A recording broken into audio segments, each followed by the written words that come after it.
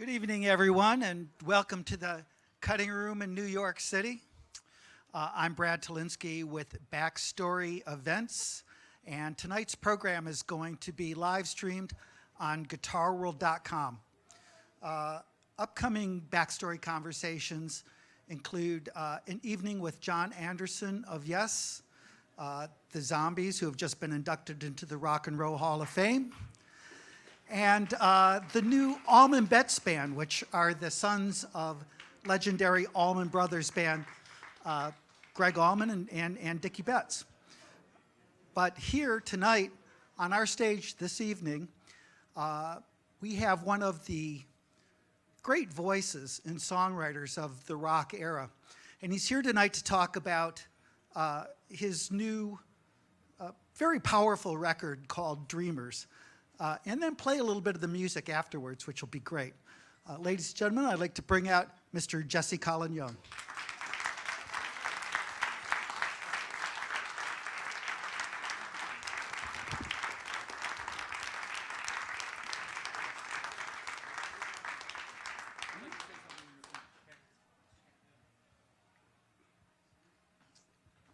How are you doing this evening? Good. Yeah. Thanks for coming out.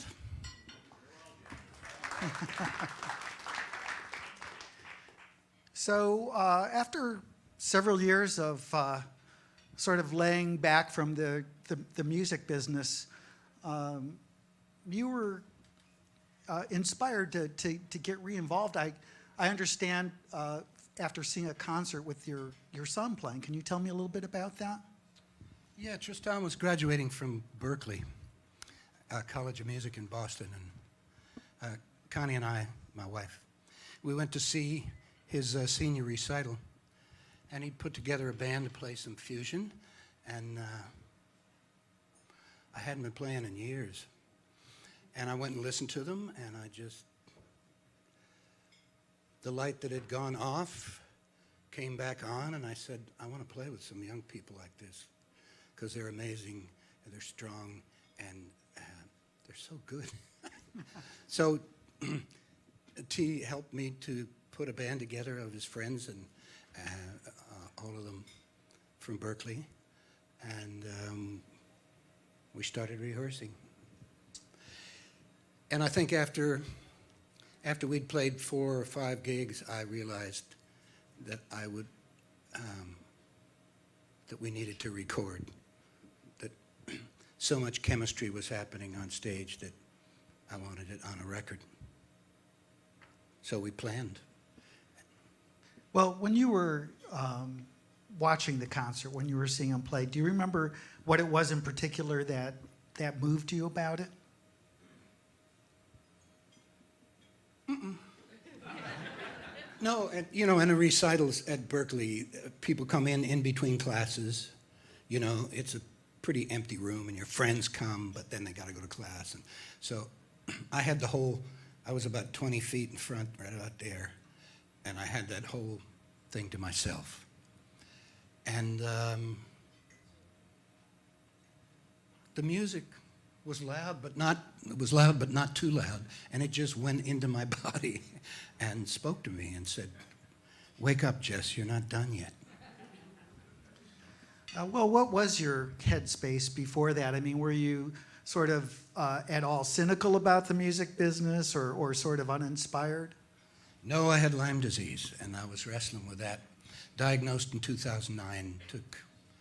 So it took till 2016, when T was graduating, that I was feeling stronger. And you heard the call again. I heard the call, yes, and then when I found out we were going to, the way things were turning politically, I thought, okay, maybe I need to be out there singing Get Together again.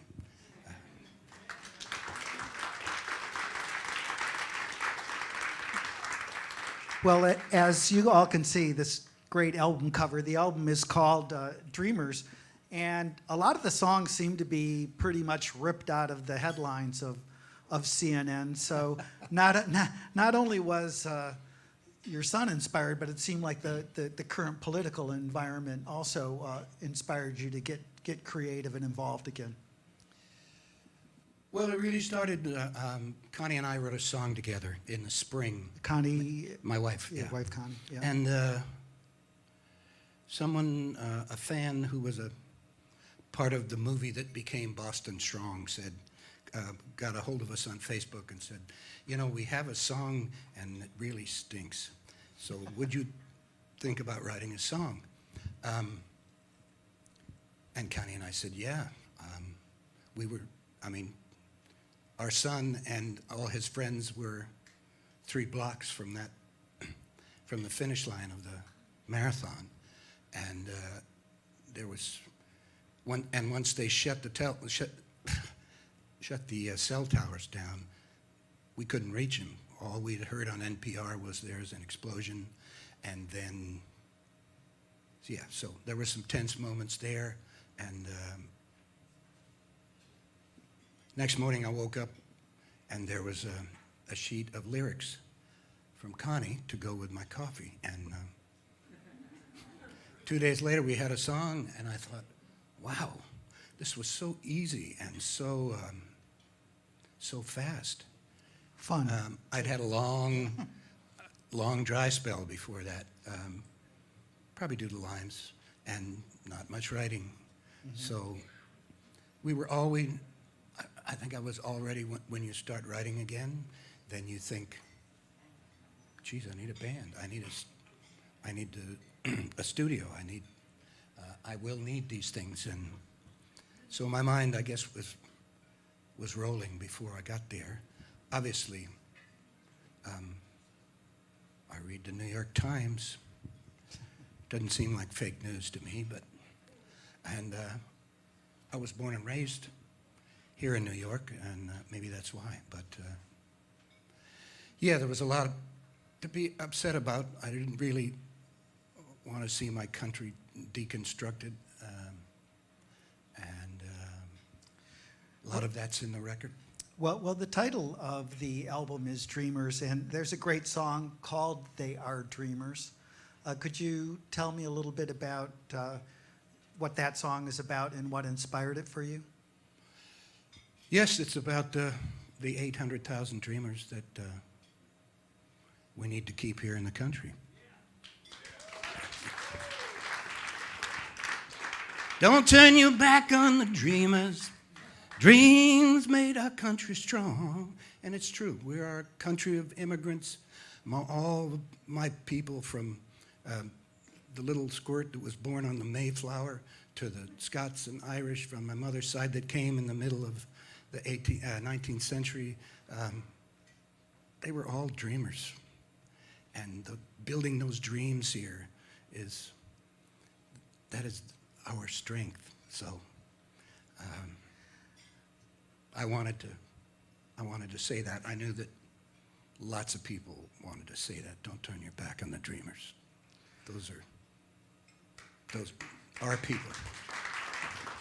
You do evoke sort of your, your parents coming here, and you started out sort of as a folk musician, and I was wondering whether that we hear bits of Celtic music and Irish music influences, throughout your career, really. I mean, whether it was in the beginning of Darkness, or Cast a Stone on the new record. How much was that a part of your growing up? Did you play Irish folk music? Was that around your home? No, I think it's just in my blood. I sang camp songs, but I grew up singing. I don't think we had a television till I was 10, and so we sang a lot. My father played the piano. My mother had a gorgeous voice, and my sister and I sang in the car and sang in the living and sang at Christmas, and then sang just for fun.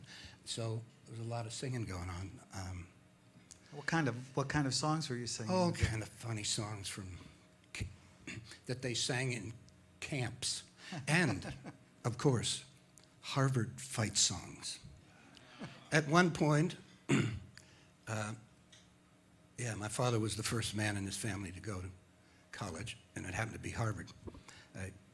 He's a smart. And so he taught me all the songs about kicking Yale's ass.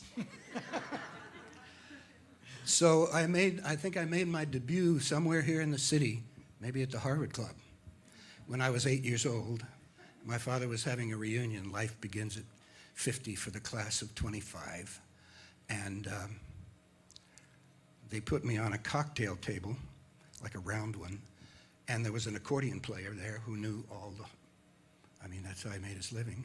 And I gave forth with about 6 of my favorite Harvard fight songs, and everybody thought that was so cute. They taught him those. Yeah. So on the So record, no Celtic music till I started to dig in to folk music, and then I was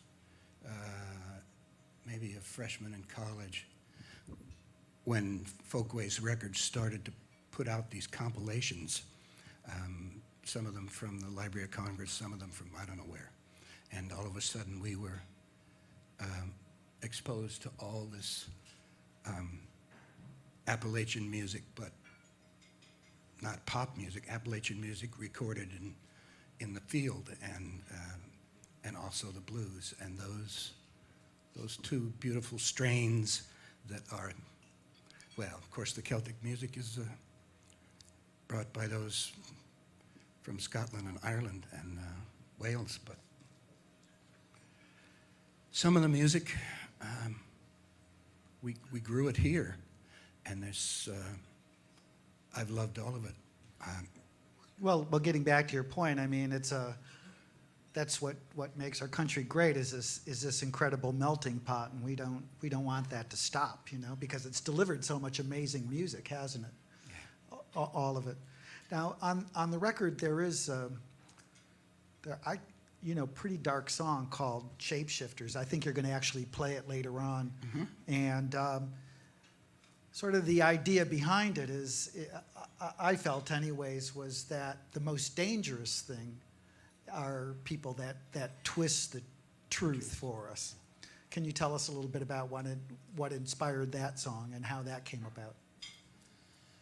Well, as you can imagine, I don't watch a lot of Fox News. But occasionally, but that's not the only place. That we're losing sight of the truth, and it's harder and harder to find the truth. And I think for people who don't have a lot of ability and access to good writers and people who are trying to tell the truth and bring us the facts, not the alternate facts. There are no alternate facts. Come on. So, yeah, that's, the song ends, if lies can win, we're bound to lose. And that's it. If we cannot hold on to the truth, if we cannot keep our press free and strong, then we're done for as a free nation. So this is real important to me, that we keep on that path.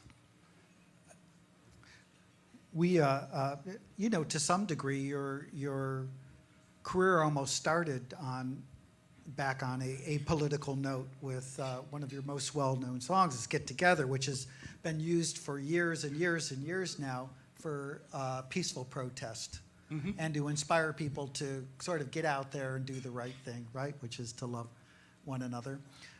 Could you tell us a little bit? I'm not sure I know what the origins of that song was.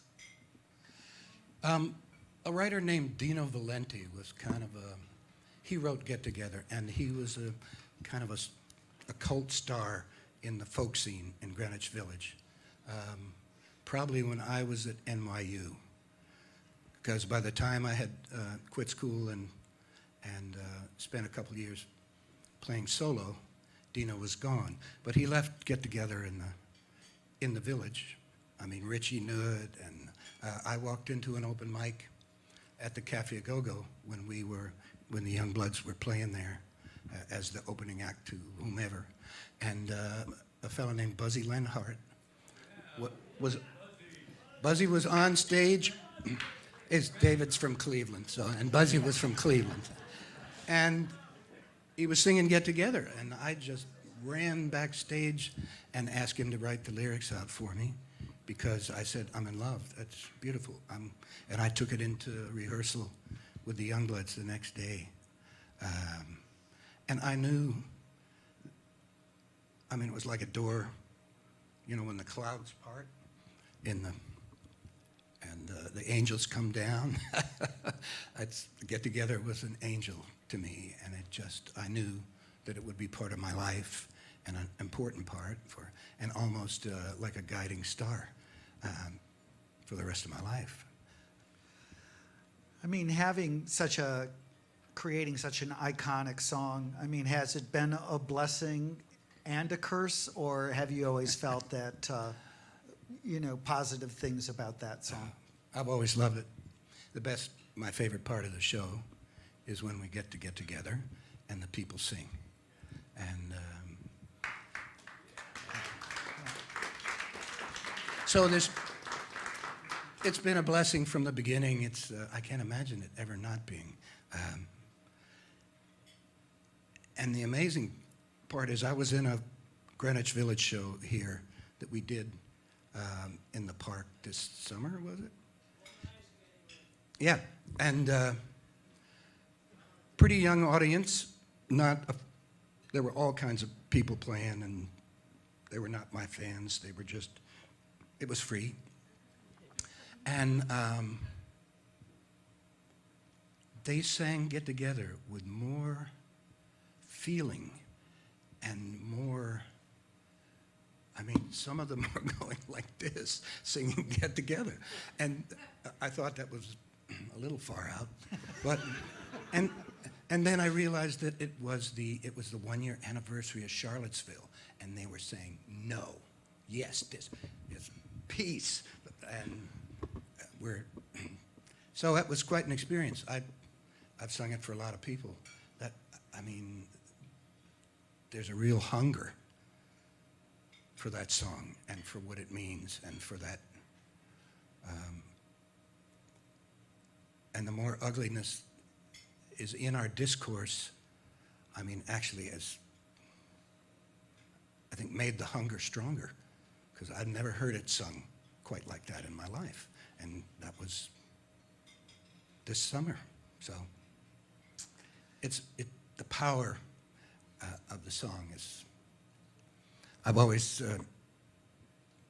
thought that if I had written it, I would think I was somewhere near the right hand of God, and that I was glad that I had just discovered it in someone else, so that I could love it and talk about it unashamedly, how beautiful it is and how strong. Well, that is part of the folk tradition. We sort of lose that, but sort of the cool thing about folk music was initially the idea of sharing great songs with other people. Now we get sort of caught up in this idea that everybody has to create their own music, mm-hmm. and you've done that and done that well, but there's no shame in finding a beautiful song and singing it and passing it along to other people. No, I remember I started singing when John Lennon was killed. I started singing Imagine in my set, and that lasted probably 10 years, and really helped me to get past my grief. And you do a great job with some of Marvin Gaye's stuff too. I made a record. I never put it out. But I put What's Going On in the holes of the verse in Imagine. So I actually have a recording of Imagine with another me singing What's Going On in between. Works great. It's beautiful. And the chorus, of course, is the Imagine chorus. I heard this story. I thought it was interesting. Get together caused a little bit of a snafu though on a Johnny Carson show. Could you tell us a little bit about that? Mm-hmm. That story? So Carson had called us, not Carson, but his guys, the producers, and wanted the Youngbloods. I don't know whether it was kind of on short notice. Maybe somebody canceled on them. Or we were in California, and Stuart, our manager, spoke to them, and he said, well, you know, we're promoting Elephant Mountain, so we would like to sing a song from Elephant Mountain, and then, of course, we'll sing Get Together. And they said, okay. And then when push came to shove, it was like, play your hit and get off. I'm not put that way, but that's the way it came across. We were only going to be allowed to play Get Together, and we said, and walked out of there. And there was a lot of that needed in those times. I mean, we've been in lawsuits trying to get paid for, you know, maybe we were in one of the earlier ones that helped all musicians get to share the money, the considerable money that comes from movies. And it used to, you know, maybe they get 50 grand for Get Together, put it in a movie. None of that used to go to the artists. Now it's different. And we help to make that happen by saying, no, you can't. You can't have it all.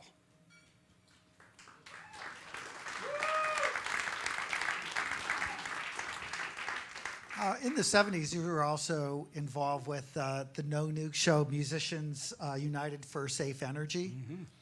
Mm-hmm. It was an incredible show that included yourself and people like Jackson Browne and Crosby, Stills, Nash and Young. Very political, outspoken about using safe energy. Does it bother you that we're still talking about the same issues that we were, you know, in some ways that we were struggling with 30 years ago? Yeah. I mean, I'm sure we all wish we could grow faster, but that was a great joy. I had 2 young children. I was one of the founders of No Nukes. And I was sitting in bed watching public television, and on came some renegade scientists from the nuclear industry and started talking about plutonium and how the half-life was 20,000 years. And so that means it would become inert in 200,000 years. And I looked at my kids, they were little, Julie and Cheyenne. I said, don't these guys have any kids? I mean, to release, and what are they doing? They're boiling water. That's what a lot of the nuclear plants are. They call them tea kettle plants. I just couldn't believe it, so I called a friend, Tom Campbell, who's a marvelous promoter, and I said, we have to do something about this. We can't let them build these. And of course, they had already built a bunch of them. But that was marvelous. All we did with the music was to support, and Madison Square Garden, I think we made some money. I hope so. Because there were 5 days. Bruce did a day, and Doobie Brothers, and CSN, and Jackson, and James Taylor came to that show. There were maybe hundreds of local anti-nuclear groups around the country dealing with nukes being built in their neighborhoods. And so we funded them. You know, they would, after we made that money, and there were shows coming up to that, but nothing that size. They would apply for grants, and get a grant to do some work. It was a beautiful time. The power, the people's power. 250,000 people came to Battery Park that Sunday to hear us play, and I'll never forget it. And the record, the music's still out there, and the movie's still out there, Yeah. and it's still very inspirational. When I was getting ready to do this interview, I checked it out, and fantastic evening of music. Yeah, and it made difference too. It did bring attention to the problem. Well, between that and 3 Mile Island, there was not one nuke built in this country for the next 30 years. Shows you, man. Shows you. Speaking out sometimes can help solve a problem. Yeah. One of the more unusual, one of the more interesting songs on this beautiful album, Dreamers, which I want to get back to, is something called Lyme Life. And I think it's the first song I can think of that somebody's actually written about Lyme's disease. And it's a little funny when you say it, but it's such a serious problem. And I've known people that, I mean, myself in my life, that have gone for months without it being able to be diagnosed. And I know that you had a similar issue. Could you talk a little bit about that song and how it's affected your life? Well, we moved from Youngbloods from Lower East Side in '67 to, of course, San Francisco. Well, outside of San Francisco in the country. And I started getting in the woods every other day. And I may have had it 30 years before I was diagnosed, or even longer. It kind of goes dormant sometimes if your immune system is strong. But then Connie and I were living in my old house in Inverness, and it burned down in a forest fire. And that took me, we had a little place in Hawaii, we moved there. Excuse me.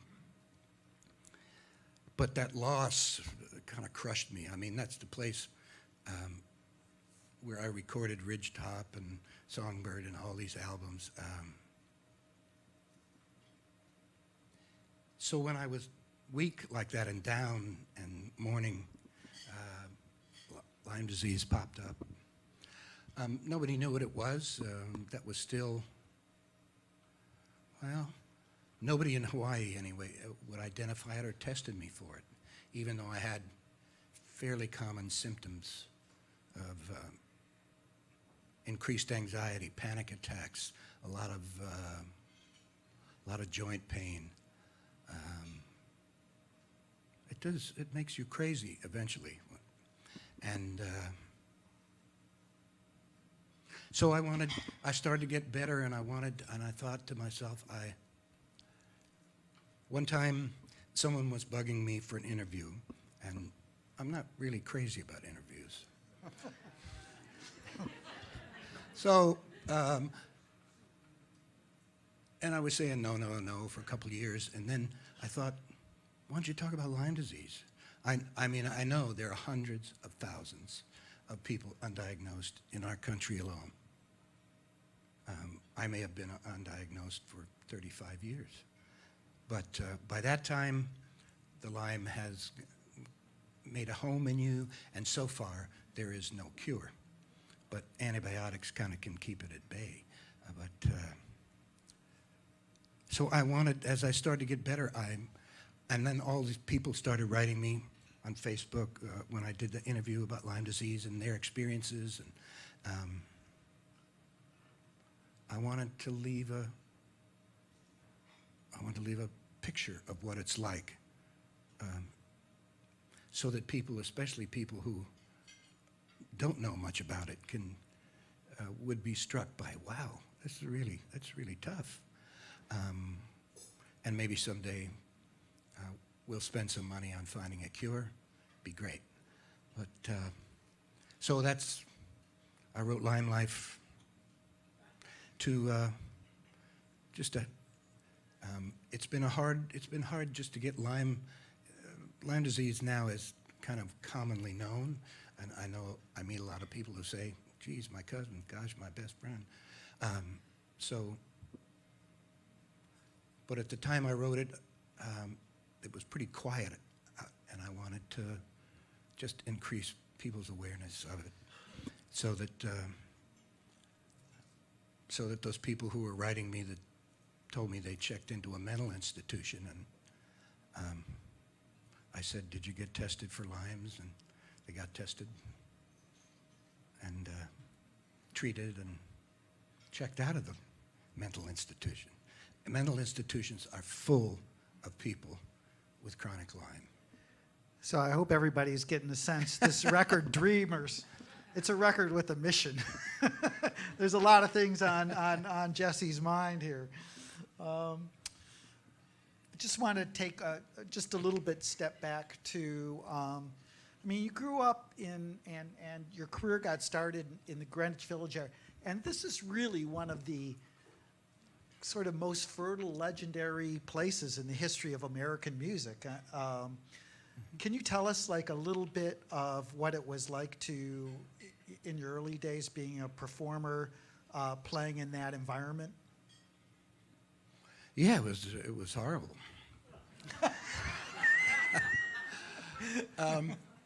But it got better fast. I was in NYU. NYU's right on the park. And I would see these scruffy-looking people hanging around the fountain and playing music. I'm thinking, I wonder if I should quit school and join them. So I did. And the first way in was the basket houses. And those were the first places probably in America to charge $10 for a cup of coffee, because none of them had a liquor license, but this is the way they get people in, and we would play for free and then pass a basket. So after being charged $10 for a cup of coffee, I mean, people were reticent to throw 20s into the Now we're back to getting baskets, yeah. coffee for $10. That's the. But was it competitive or was it encouraging? Like you know, there were a lot of musicians trying to jockey for gigs and stuff like that. How do you remember that? Yeah, there's a lot of holes in my memory. Lyme disease does that to you, and it's kind of like Swiss cheese. But I don't remember the transition from.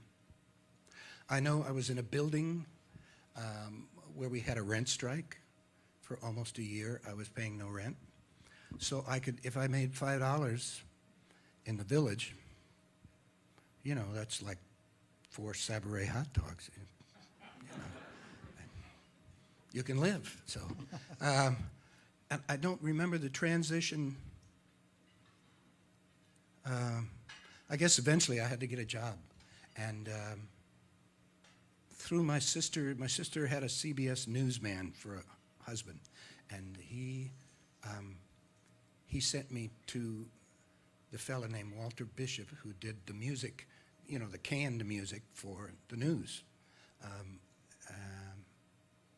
And Walter sent me to a man named Bobby Scott. He said, I played for Walter, and he said, I know who would love you. And he sent me to Bobby Scott, who was working for Bobby Darin at the time.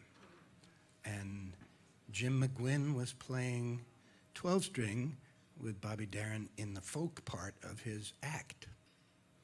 And so that was the beginning of, Darin never got around to listening to me live. So Bobby one day just took me in the studio, and he said, sit over here, kid, and play everything you know. And 4 hours later, I had my first record, Soul of a City Boy. So God bless him. Bobby was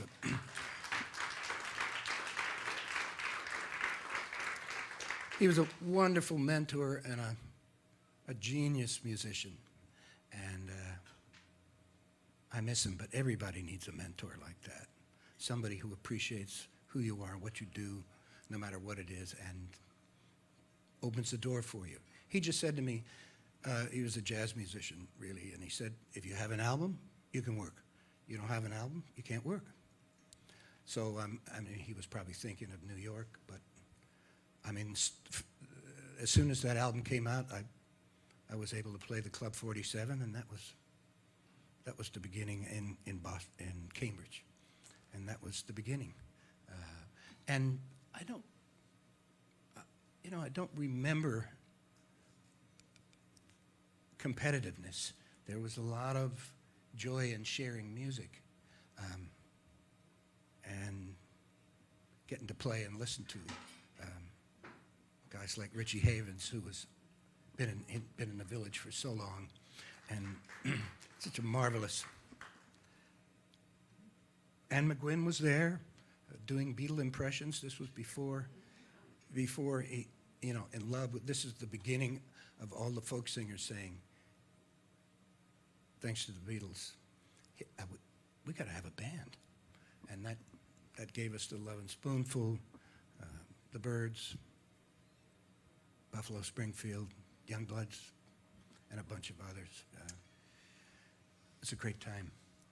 Well, eventually you left New York for the West Coast, traitor, and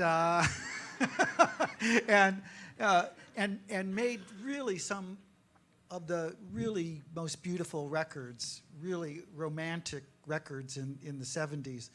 I wonder, do you have any statistics on how many children were conceived listening to your record? No, I always... BMJ, I want you guys to get on that, right? It's a whole marketing thing.